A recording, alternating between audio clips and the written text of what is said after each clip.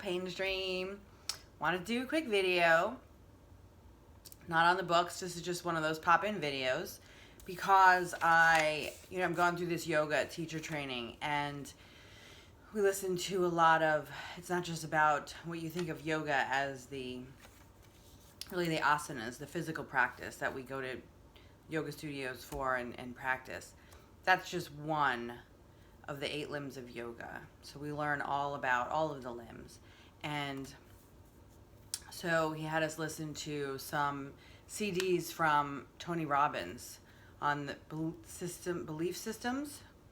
And there's a quote that I wanted to share with you. Tony Robbins said, "The difference between a rut and the grave is only a few feet." How true is that? Something, I forget what I was watching, and I think it was a comedian. And they were talking about, people who just go to work, their daily life, because they're comedians, and they're living a very different life. And I guess they were probably talking to their family or something about their career choice. And they were saying something about how you do this, I might do this and it's a lot of risk and it's different, it's unconventional, but how does this make sense that you're going to work for someone else and for your entire life that doesn't even care about you until you die? And that's not really a life. And he said, or she said, I can't remember, well, really, they're dead anyway. It's just that no one told them. Which is kind of true. Which is what most of us do. Don't get me wrong. I do it too. Most of us do that. You have to eat, right? So, and those people who go out and take risks, I give them a lot of credit. I mean, I did, and now I'm in my yoga clothes talking my phone in my kitchen in the dark. But, it's all good. So the other thing that I wanted to mention was that on these CDs, he interviewed a man by the name of Paul Zane Pilsner. He's a professor at NYU. And he had a book called Unlimited Wealth, The Theory and Practice of Economic Alchemy. And this book came out in 1991.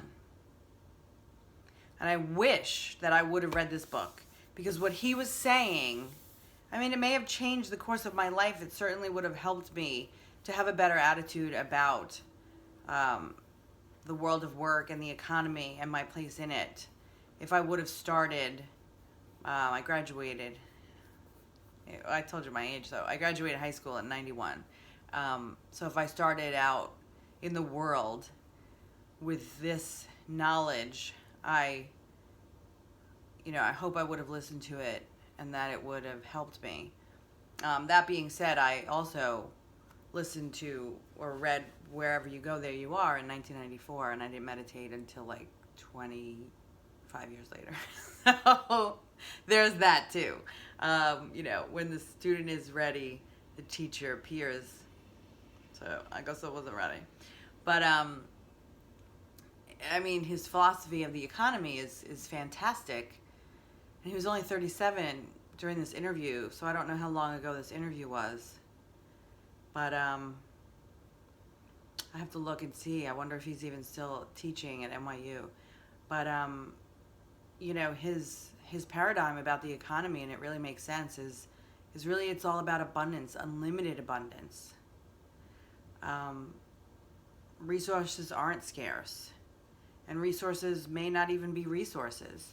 With technology, and we see this all the time, with technology, something becomes a resource when the technology needs it. And then when that thing becomes scarce, new technology comes in, and that resource might make that resource obsolete, and then other things become resources.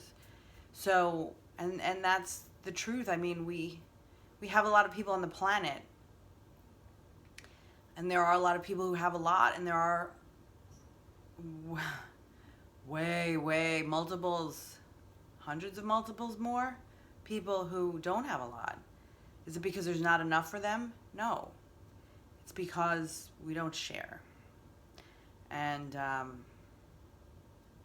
I think it's because of that. The classical economic paradigm is about scarcity, that there isn't enough, so you have to hoard. And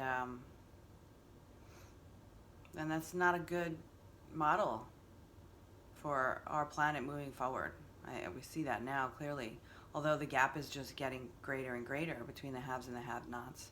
So clearly his paradigm is not something that is well subscribed to, but maybe if that gap gets too large and it creates problems, then, serious, like war problems, revolutionary problems, then maybe people will be more open to this way of thinking. But I think that, right, isn't 2020 like the dawning of the age of Aquarius or something? I think we're on the road to that more of that kind of thinking.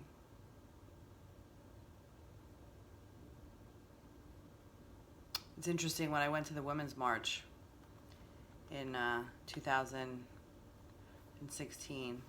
Was it 2016? Yeah. 17, 18. So I guess, no, beginning of 2017. I don't know, whenever Trump got elected. One of my employees, a male, and he was a younger progressive male, liberal, and but even though he was still, kind of men against women. He wasn't against women, but he still had that, well, what do you women want? It was, I don't remember exactly the words, but it was more of a feeling of, you're going to take over. You're going to take what we have, right? We have this position, and you want to bump us out of that position and move us down. And I said, no. Think about the women that you know. Is there any woman who's like that? Who's wants you to fail so they can succeed? Maybe, I'm sure there are, but no. The women that I know are nurturers, caregivers. They want the best for everyone. Clearly, this is all an overgeneralization. But, I said, no. I said, what you're failing to realize is that this isn't a finite pie. This isn't, I take from you. I can only get more if I take from you.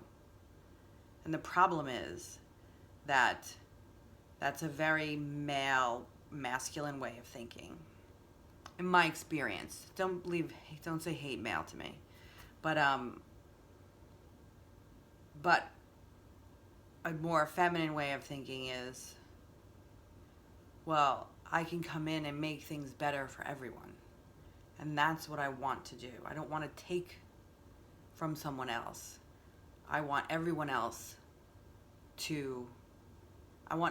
succeed and prosper, and we all can. The other thing he said was, watch out, because, Trump's inauguration was the day before, and there were riots and blah, blah, blah. And be careful. Be careful.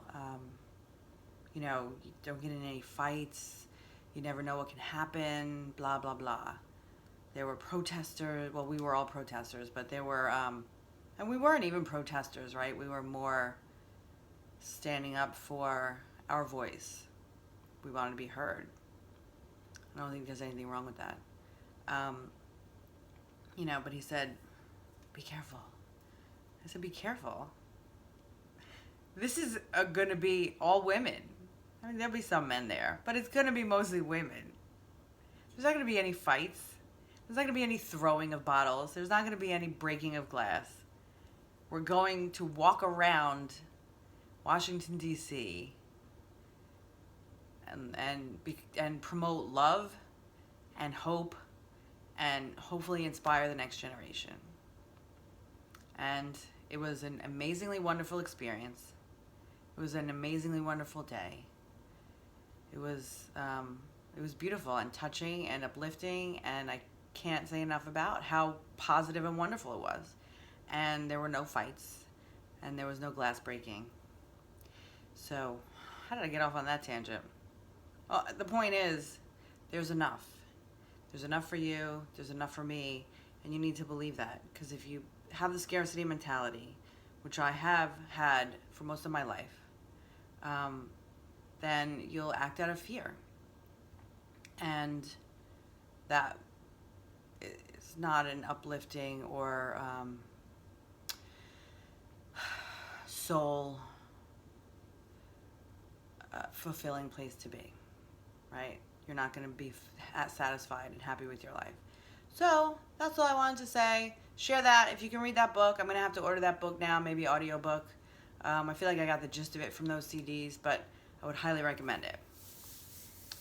Have a good night. Peace out.